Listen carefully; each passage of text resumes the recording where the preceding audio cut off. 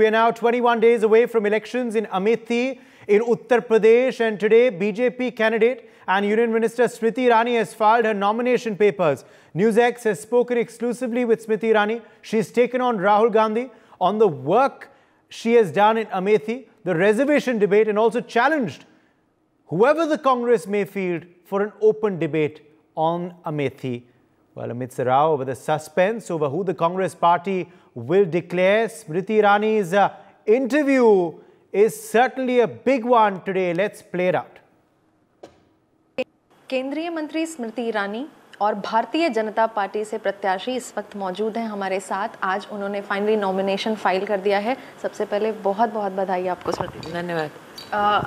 आज जो काफिला दिखा हमें, इससे हम ये तो मान लें स्मृति जी की 19 में जो जीत है वो काफ़ी एड ऑन होने वाली है 24 में। निश्चित रूप से देखिए, तपती धूप में लोगों का बाहर निकलना, सतत 3 किलोमीटर संग चलना और वो भी 2 घंटे अपने आप में इस बात का संकेत है कि जनता के सानिध्य में हम ये चुनाव लड़ रहे हैं, जनता के सहयोग से ये चुनाव लड़ रहे हैं।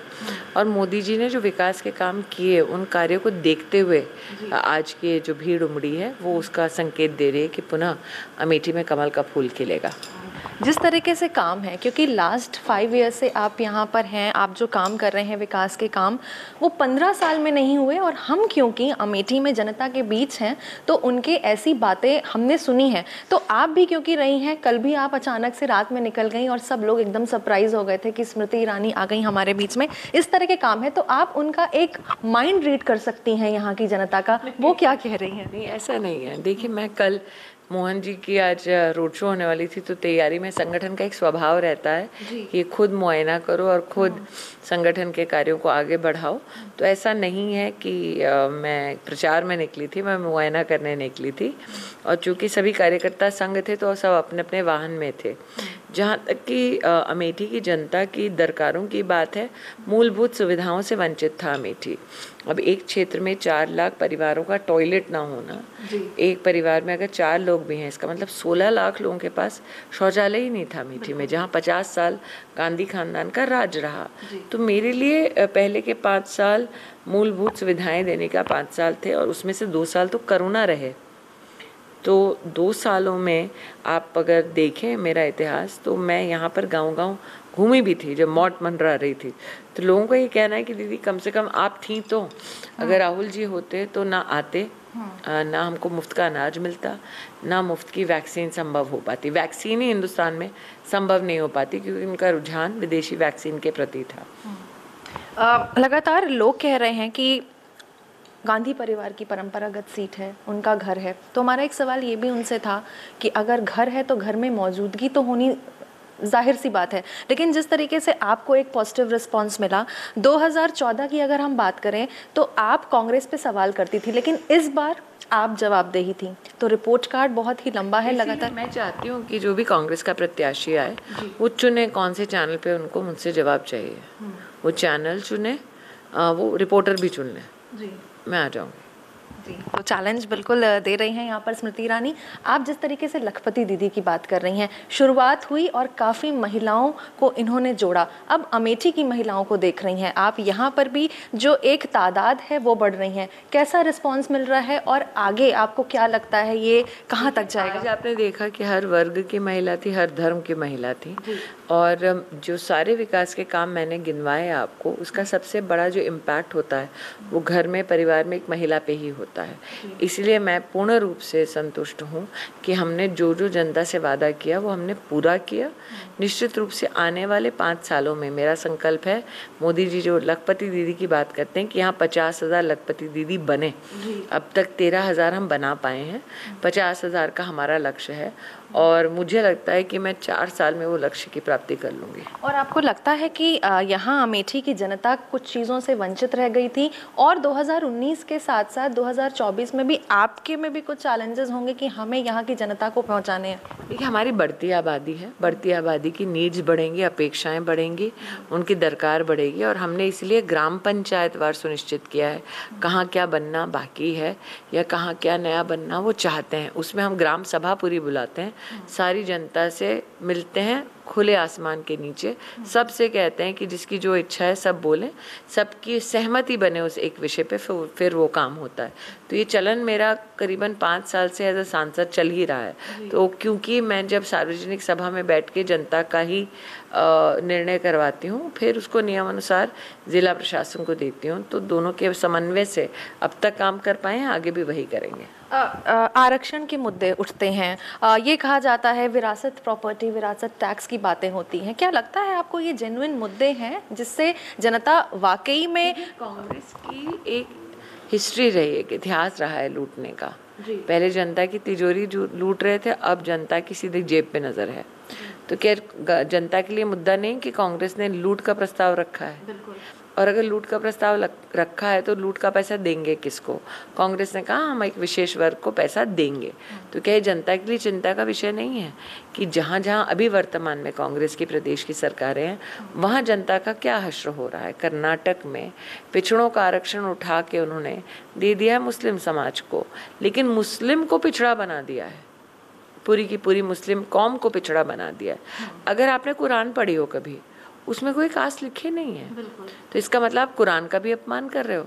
हिंदू में जो ओबीसी हैं उनके आरक्षण का भी हनन कर रहे हो। तो ऐसे में ये एक्सपेक्ट करना कि अरे हम कर रहे हैं लेकिन तुम बोलो मत, आक्रोशित मत हो, ये कैसे संभव है? एक आखिरी सवाल स्मृति आपसे मेरा ये है कि लास्ट 2 फेजेस में परसेंटेज थोड़ा सा कम रहा, और ये कम परसेंटेज पॉजिटिव नेगेटिव दोनों के उससे देखा जा सकता है। तो 3rd फेज में आप जनता से क्या अपील करना चाहेंगी? ठीक है, गर्मी है, सब कुछ है। मैं वही कहूँगी जो आपके यहाँ पे खबर के नीचे लिखा है, सबसे पहले देश। तो अगर आपके लिए सबसे पहले देश है, जाकर वोट कीजिए। बहुत शुक्रिया हमसे बात करने के लिए, and congratulations once again. Thank you. तो ये थी केंद्रीय मंत्री और भारतीय जनता पार्टी से कैंडिडेट स्मृति ईरानी। अमेठी से वीडियो जर्नलिस्ट अर्शद के साथ मैं निकिता सरीन, इंडिया न्यूज़ के लिए। Also joining us now is Dr. Kaushal Kant Mishra, BJP spokesperson. We also have Sulaiman Mohammad Khan, Congress spokesperson, joining us live. Deshat Nigam, political analyst, is live with us. Syed Asad Bas, political analyst, also joins us live. Sulaiman Mohammad Khan, we were hearing from Smriti Irani just now, exclusively on NewsX. She's filed a nomination papers today, earlier in the morning. She's challenging any candidate that the Congress puts up for an open debate on the development works that she's done. She's ready for a contender, but she's wondering why the Congress hasn't named one just yet. Will not, no, we'll not give her a walkover. We'll 100% field a candidate, don't worry. The last day to file the nomination paper is 3rd of May. So, she should not worry, and we'll have a debate with her, don't worry. But more than her, 10 years of Mr. Modi's tenure as a Prime Minister and 7 years of BJP's government in the state has to be explained more than to the Congress. We are the opposition party. BJP has to explain more. And she personally was herself was a minister for child and women development. She has to explain about Prajwal Ravanna, who has been caught in a gruesome crime of rape and sexual assault. Some 3,000 videos, hundreds of women and young girls, and from all age group, all strata videos have been found, and he has fled to Europe. So she has to reply why BJP and Modi ji are seeking vote for a rapist, alleged rapist.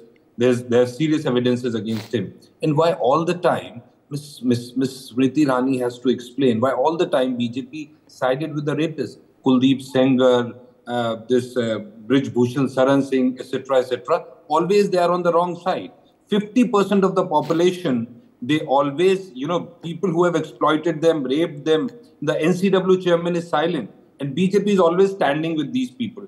Further, she has to explain, and the Prime Minister has to explain that this slogan which they initially gave, 400 par, they are not talking about that, because their secret and evil design is visible now. It's clear that they wanted 400 seats to change the constitution, to finish the reservations for Dalit, tribals, and for backward classes. And therefore, they have stopped speaking about this. And we are telling the whole country, once BJP comes back to power, the reservation will be finished. And it's an old agenda for 100 years. In 2015, Mohan Bhagwat ji said that there has to be relook in the reservation given to Dalits, tribals and backward. In 17 against, he said.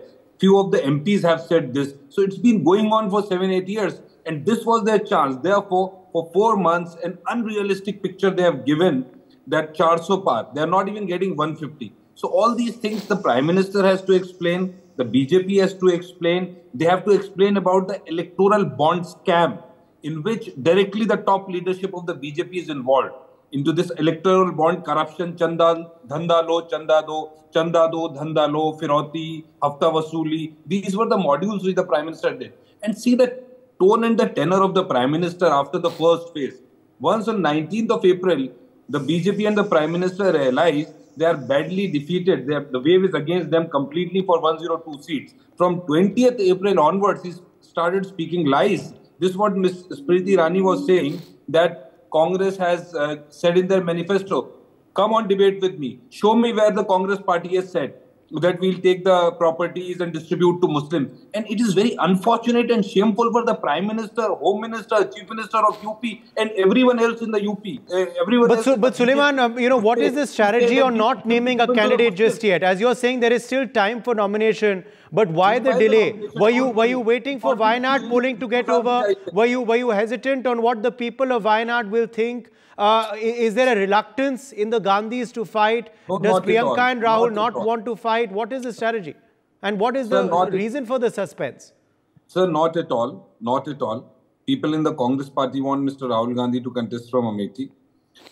And even CEC has taken a decision that he should. Now things are, it's been, the president of the Congress party will decide, he will sit with Mr. Gandhi and we'll decide whatever.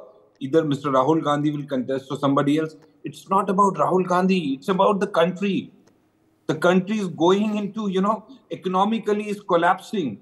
Everything is in shambles. This 10 years of utter misgovernance, we are at a stage where inflation is rocketing. Youth doesn't have the jobs. They're seeking jobs. 30 lakh government jobs are not being filled by Mr. Modi. Farmers are in a disarray. The promises have been broken. Nothing has happened. Now, to divert attention, Amethi and then this Mangal Sutra le lenge, Musalmano ko de denge, all lies, utter lies, shameful and unfortunate. By when do we expect a name for Amethi and Raebareli? By when do we expect a name for Amethi and Raebareli? एक बात बताओ.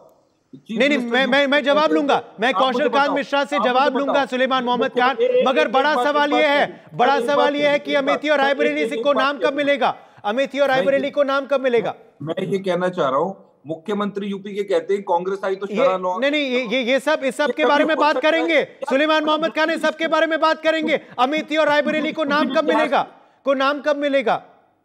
क्या कौल परिवार लड़ेगा वहां से कि गांधी परिवार लड़ेगा वहां से कि कोई और होगा? Sir, time will tell. We have time till 3rd of May. Don't worry. BJP will get a very tough candidate. Smriti Irani has to care about that. Kaushal Kant Mishra. Smriti Irani should be scared. They will get a tough candidate, but still we don't know who. What explains the delay according to you, Kaushal Kant Mishra? And you can respond to the allegations that Sulaiman has just leveled on your party. उधर मुझे लगता है कि आपने सुलेमान भाई को topic आज का नहीं बताया था. बात अमेठी पे हो रही थी, ये पूरे हिंदुस्तान पे चले गए थे. अगला टॉपिक हिंदुस्तान पे रखिएगा, हम उस पर जवाब दे देंगे. पहले अमेठी बताते हैं. पूरे हिंदुस्तान का इलेक्शन है, अमेठी का पंचायत का इलेक्शन नहीं है. मैं यही आपको करेक्ट. उदय क्या इस तरीके से डिबेट करनी है तो मैं भी वो कर सकता हूँ. मैंने तो बड़ी ईमानदारी से सुना. और अमेठी की बात एक बताता हूँ. पुश्तैनी जमीन है गांधी खानदान की. उदय भाई, क्या आपको पता है कि आज तक अमेठी के सांसद जो इतने सालों से रहे हैं, उस परिवार का अपना घर भी अमेठी में नहीं है. ये अमेठी की दया की कंडीशन है कि उनका सांसद इतने सालों से एक परिवार का रहा है, पर उस परिवार का उस एरिया में घर नहीं. पहली बार स्मृति जी ने अपना घर वहां बनाया है तो अमेठी के सांसद का घर अमेठी को मिला है. अब अमेठी पे बात कर लेते हैं. क्या आपको पता है कि वहां पर CHC सामुदायिक स्वास्थ्य केंद्र भी नहीं था? स्मृति जी ने मोदी जी के नेतृत्व में खुलवाया. मेडिकल कॉलेज नहीं था, मेडिकल कॉलेज बना. सैनिक स्कूल नहीं था, सैनिक स्कूल चालू हुआ. अमेठी का बाईपास इतने सालों से पेंडिंग था. अमेठी की जनता जाम से और धुएं में खास के जिस तरह से परेशान थी, उस जनता को बाईपास बना करके अमेठी की जनता को देने का काम 5 साल नहीं 3 साल में किया गया, क्योंकि 2 साल तो कोरोना के थे। 300 एकड़ का इंडस्ट्रियल कॉरिडोर अमेठी की जनता को दिया गया, जिसमें से 70 से 80 यूनिट स्टार्ट हो चुकी हैं। क्या आपको पता है 10 लाख लोगों का बैंक अकाउंट इसी 3 साल में खुला है। 200 से ज्यादा कारखाने बंद हो गए थे इनके कार्यकाल में।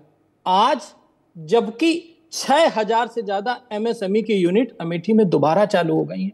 पहले अमेठी जाना जाता था किस नाम से कि पुश्तैनी सीट है गांधी खानदान की। आज अमेठी जाना जाता है विकास के नाम से। जब विकास होता है तो कोई नजर नहीं आता है। कितना बताऊं, आप ये देखिए, एक स्टेडियम नहीं था, स्टेडियम मिला। वहां पर खाद जब बढ़ती थी तो लोगों के ऊपर लाठी चार्ज होते थे। आज 3000 मीट्रिक टन खाद की रैक पहली बार स्मृति जी के नेतृत्व में पहुंची है। आप एक बार मैं अमेठी जा रहा था, वहां पे एक 14 किलोमीटर का करीब 14-15 किलोमीटर एक स्ट्रेच है, गौरीगंज से मुसाफिर खाना। उस समय जब मैं चल रहा था, क्योंकि मैं जौनपुर का रहने वाला हूं, तो मैं उस रास्ते से गुजर रहा था, तो मुझे यह नहीं समझ में आ रहा था कि सड़क गड्ढे में है, गड्ढा सड़क में है, क्योंकि इतना खराब था। आज वो सड़क एकदम चमचमा रही है, फर्स्ट क्लास चल रही है। जिस तरीके से इंफ्रास्ट्रक्चर का डेवलपमेंट हुआ, जिस तरीके से गांव का इलेक्ट्रिफिकेशन हुआ, जिस तरीके से आप ये देखिए 62% गांव में बिजली नहीं थी अमेठी के, जो अब पूरी हुई है। 83% लोगों के पास उनके अपने शौचालय नहीं थे, अब दिए गए हैं। अमेठी की जनता को विकास दिया गया है, पुश्तैनी सीट का घमंड नहीं दिया गया है। और घमंड इतना कि अपना घर भी उन्होंने अमेठी में नहीं बनाया था। जवाब दीजिए सुलेमान मोहम्मद खान, जवाब दीजिए सुलेमान मोहम्मद खान। और एक और सवाल है सुलेमान मोहम्मद खान, एक और सवाल है कि 20 दिन हमारा काउंटडाउन जो है वो जारी है, स्क्रीन पर हमारा काउंटडाउन जो है वो जारी है, और 20 दिन बच गए हैं, 20 दिन बच गए हैं, मगर अब तक नहीं पता है प्रत्याशी कौन है, प्रचार कब होगा, नामांकन कब होगा, जनता से संवाद कब होगा, ये सब बड़ा सवाल है। जस्ट 10 सेकंड सुलेमान भाई, जस्ट 10 सेकंड मोर, 10 सेकंड मोर। आपने जो बोला संविधान बदल देंगे, तो पहले तो ये बता देते हैं कि राहुल के परदादा ने 17 बार संविधान बदला था, उनकी दादी ने 28 बार संविधान बदला था, उनकी मम्मी ने 7 बार संविधान बदला था। दिमागी तवाज़ुन ठीक करिए, दिमागी तवाज़ुन तो ठीक करिए। अरे भाई सुलेमान भाई, फैक्ट है ये। अच्छा आपने कह दिया ना, अब मुझे बताइए। चलिए सुन लीजिए अब let's listen to Suleman now, let's listen to Suleman now, let's listen to Suleman now, let's listen to Suleman now. Suleman को है, हम संविधान बदलते हैं सीए लाने के लिए, हम संविधान बदलते हैं ट्रिपल तलाक खत्म करने के लिए, हम संविधान बदलते हैं यूसीसी लाने के लिए, हम संविधान बदलते हैं विकास लाने के लिए, हम संविधान बदलते हैं फ्रजाइल 5 से टॉप 5 इकोनॉमी बनाने के लिए। आपको हैजा हो गया बोलने का, रुक तो जाइए। अरे साहब डॉक्टर हूं मैं, तो मुझे मालूम है हैजा क्या होता है। दवाई ले लिया आप, आपको दवाई देना पड़ेगी 4 जून को। सुलेमान भाई, अगर आपने सवाल उठाए थे तो जवाब सुनने का मादा रखिए। चलिए, मैं what I am trying to say, ये अमेंडमेंट्स जो कॉन्स्टिट्यूशन में होते हैं, the amendments, it doesn't mean that we are changing the constitution. तो किसने संविधान बदला? पूरा होने दिए ना। किस जगह लिखा हुआ? और आपके एमपीओ ने कहा, अनंत हेगड़े ने कहा, तमाम लोगों ने कहा 400 पार संविधान बदलेंगे। ओपन बात है, आपके एमपीज कहते हैं कि दलितों का आरक्षण छीन लेगी भाजपा। चलिए संविधान पे तो बहस जारी रहेगी, संविधान पे तो बहस जारी रहेगी सुलेमान मोहम्मद खान। मगर बड़ा सवाल ये है सुलेमान मोहम्मद खान, बड़ा सवाल ये है सुलेमान मोहम्मद खान, सुन लीजिए कि हमारा जो काउंटडाउन है वो जारी है स्क्रीन के भीतर, काउंटडाउन जो है वो जारी है स्क्रीन के भीतर। नहीं, एक सेकंड मैं रोकना चाहूंगा, मेहमानों को म्यूट किया जाए, सुलेमान मोहम्मद खान और कौशल कांत मिश्रा को म्यूट किया जाए। आप दोनों को मैंने म्यूट कर दिया है क्योंकि 1 सेकंड टाइम आउट जरूरी है। 2 मेहमान हैं जिन्होंने बोला तक नहीं है। मैं सुलेमान मोहम्मद खान को 30 सेकंड देना चाहूंगा। कौशल जी, आपने अपनी बात पूरी कर ली, मैं फिर बाकी मेहमानों पे भी आऊंगा। सुलेमान मोहम्मद खान, एक काउंटडाउन जारी है स्क्रीन के भीतर, आप एक काउंटडाउन देख सकते हैं। उस काउंटडाउन पे लिखा है कि 20 दिन 12 घंटे बच गए हैं। किस चीज के लिए? अमेठी के वोटिंग के लिए। 20 दिन 12 घंटे बच गए हैं अमेठी की वोटिंग के लिए, और अब तक हमें पता नहीं है कि कांग्रेस पार्टी की प्रत्याशी कौन है। बड़ा सवाल उठता है, कांग्रेस पार्टी अगर प्रत्याशी अब तक नहीं उतार पा रही सुलेमान मोहम्मद खान, तो जनता के बीच कब पहुंचेगा आपके प्रत्याशी? जनता के साथ संवाद कब होगा? प्रचार कब होगा? नामांकन कब होगा? जी उदय जी, वही उसी का जवाब दे रहा हूं। I am trying to reply to that only. इस बात की सबसे ज्यादा फिक्र Congress party should be concerned about this, because हमें सबसे ज्यादा फिक्र होना चाहिए। हमें उसकी फिक्र है। फिक्र ना करिए आप, don't worry. we'll field a candidate. और भाजपा के लोगों को तो ये सोचना चाहिए कि उनका फायदा हो रहा है, वो भागे, अभी तो खाली मैदान है, दौड़े चारों तरफ। जब हमारा नुमाइंदा उतरेगा तो सारी दौड़ उनकी पीछे रह जाएगी।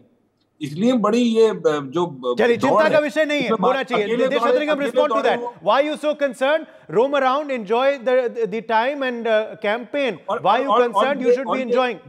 No, you know, they have been giving these fudge data, 62% villages don't have light, etc., Yes. etc. ये सब लोग थक चुके हैं। आप मैनिपुलेट करते हैं data, you just fudge these data, GDP, etc. So nobody believe you. ये सब झूठ बोलना बंद करिए। 2 करोड़ नौजवानों को आपको रोजगार देना था। देशहतरेगा ठग लिया नौजवानों को, आपने किसानों को ठगा, आपने सुलेमान हो गया। ये चुनाव रैली में हम लोग नहीं है, बस हो गया। सर, आप बीजेपी की तरफ से आते तो अच्छा रहता, मुझे अच्छा लगता। नहीं, जो भी है चुनाव रैली में नहीं बैठे, थोड़ा सा हम लोग आराम से अगर बात करें तो अच्छा रहेगा। देखिए, मैं एक तथ्य देता हूं कि पहले कांग्रेस के टाइम पे how the data used to be manipulated, we all know that is an organisation called EPFO, where earlier when a person used to change a job, he used to every time get a new EPFO number, which means it was always considered as a new employment. When the BJP came to power, after 2-3 years, they changed the law.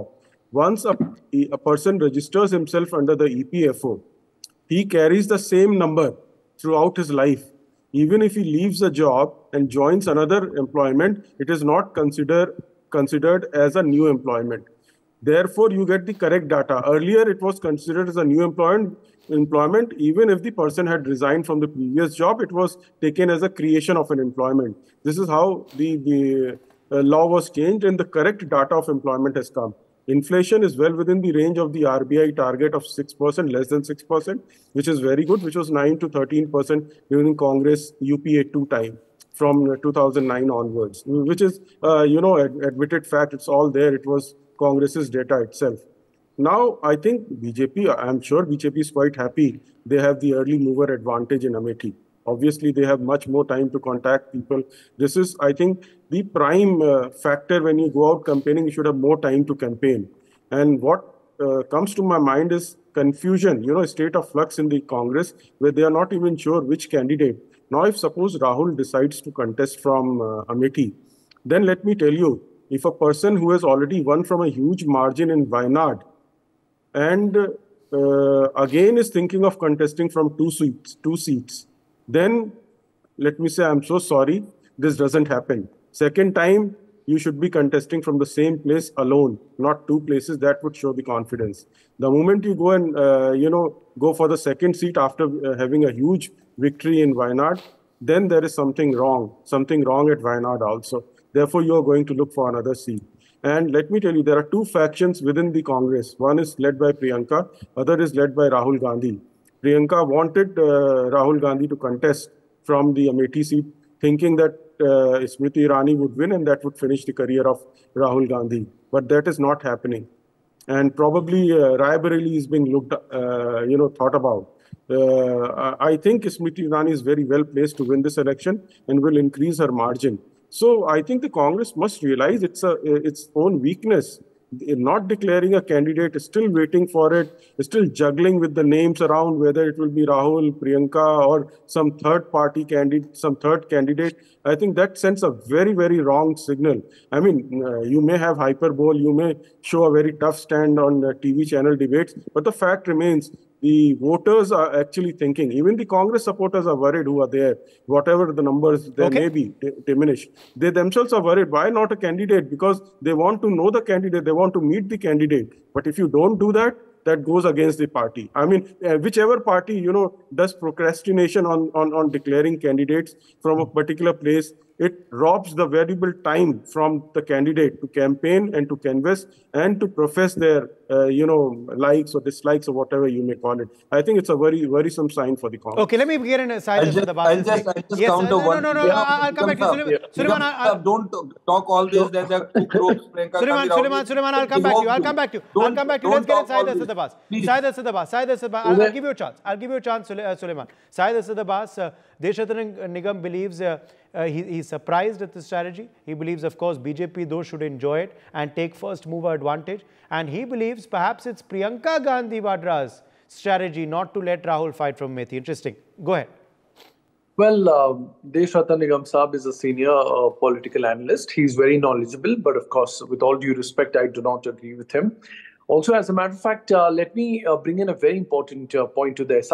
Is the Bharatiya Janata Party who is more concerned about Amethi and Rai Bareli, than even the Congress Party. Very interesting to see that. To me, as a voter, to me, as somebody who follows the beautiful democracy of Indian elections, I would certainly, definitely want to see a fight where Rahul Gandhi comes into Amethi, and of course, Priyanka Gandhi, who hasn't yet fought any election, to contest from Rai Bareli. There are no two ways about it. But I also have my understandings of the fact that we have Shri Smriti Irani ji, who's a very vociferous voice when it comes to women empowerment. Why is she silent about the issues here happening in my state of Karnataka? Prajwal Revanna, she doesn't speak a word. Kuldeep Sengar, no word. She has been a leader among the women's rights, a leader. She's also held the ministry. So therefore, I truly believe that it is indeed incumbent upon Smriti Irani, who must and should speak for Sakshi Malik, Brij Bhushan Saran Singh. What justice delayed is justice denied. Not a single word. MJ Akbar, not a single word. Whenever offenses, serious criminal cases against women, why is Smriti Irani ji so selective? When it happens in a Congress-ruled state, she's very voicing about it. But when their own ally of the JDS does something like this, absolutely mum. No media bite, nothing on Twitter, nothing on X, absolutely zero. So I truly believe a leader like Smriti Irani ji, who won the Amethi constituency, who was called the giant slayer by beating Rahul Gandhi, must and should come out and speak on the matters which matter most to the women. Let me tell you, more than 100 women have been sexually assaulted. There have been alleged rapes, 2,976 videos. The fact is, Devaraje Gowda, a BJP leader, also informed Karnataka B.Y. Vijayendra, the state BJP chief, to kindly not give a ticket to this person called H.D. Revanna. But despite learning all of this, the JDS and the BJP got into an alliance and didn't give a ticket to somebody who's now ran away from his constituency when it matters most. 543 parliamentary constituencies, and this person has left India and gone. What is the Bharatiya Janata Party doing about it? Why isn't Smriti Irani, Nirmala Sitharaman, other leaders speaking about it? Because this is a very important issue. I'm sure even the women of Amethi are going to question her as to why hasn't she raised a voice on that front. As a matter of fact, here in Karnataka, the Honorable Chief Minister, Sri Siddaramaiah, has called for a special investigation team. A criminal investigation department to suo moto case has been taken against this to do a complete full-fledged investigation on this front. So therefore, I truly believe that the mandate was given to Smriti Irani ji last time from Amethi. Dr. And Kaushal, even this time too, she should come and fight Dr. for Kaushal, the people there. उदय, जो महिलाओं की बात कर रहे हैं, ये लोग संदेश खाली पे चुप हो जाते हैं. ये लोग जब इनके स्टेट में कोई प्रॉब्लम होती तब चुप हो जाते हैं. और जो भी मामले सब जुडिस हैं और जिसमें भी कोई भी कानूनी कार्रवाई की जानी वो करनी चाहिए. कर्नाटका की सरकार है, कर्नाटका में हमारी सरकार नहीं है और ये कह रहे हैं इन्वेस्टिगेशन होगा तो हम उसका स्वागत करते हैं. जो भी जुडिशियल पनिशमेंट गलत बोल रहे हैं, मैं बताता हूं. ना संदेश खाली जब हुआ था, अरे सुनिए ना, आप मेरे को एक भी कांग्रेस का लीडर बता दीजिए. खंडन किया था, आप नहीं, मैं आपकी बात नहीं कर रहा हूं. की थी जनाब. सर मेरी बात सुनिए, मैं आपकी निंदा क्यों करूंगा? आपके बारे में कैसे बोलूंगा? मैं तो अपने ओपोनेंट कांग्रेस की बात कर रहा हूं. मैं अपने ओपोनेंट सेंगर को बचाया, आपने ब्रजभूषण शरण सिंह को बचाया. उदय जी, अगर ये तरीका है तो कोई नहीं बोल पाएगा ना. भाजपा इसे कैंडिडेट बना रही है. नहीं, किसकी बात कर रहे हैं? आपने संदेश खाली में क्या किया? संदेश खाली में बहुत सारी महिलाओं का, एक नहीं, दर्जनों महिलाओं के मंदिर को तो चीते गए. किसके साथ है? राहुल गांधी के बारे में पता है आपको? अभी मैं कुछ बोलूंगा, सुकन्या देवी का नाम याद आ जाएगा.